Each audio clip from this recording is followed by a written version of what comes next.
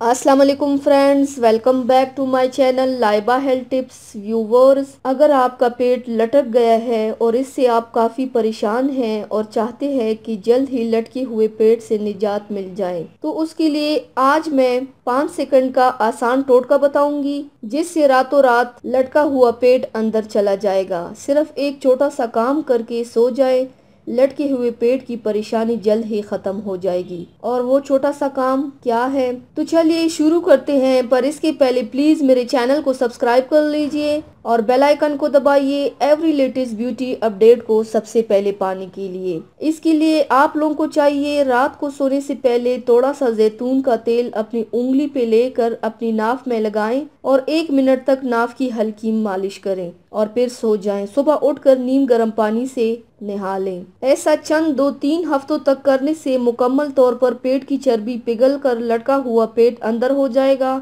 और आप फिर से स्मार्ट नजर आने लगेंगे इंशाल्लाह। तो व्यूवर्स, ये थी मेरी आज की वीडियो। उम्मीद करती हूँ आप सबको पसंद आई होगी। मेरे वीडियो को लाइक और शेयर जरूर कीजिएगा, मुझे फीडबैक जरूर दीजिएगा। मेरे चैनल को सब्सक्राइब करना मत भूलिएगा। अपना बहुत ज्यादा ख्याल रखिएगा, मुझे दुआओं में याद रखिएगा। कल मिलते हैं एक नई वीडियो के साथ। अल्लाह हाफिज।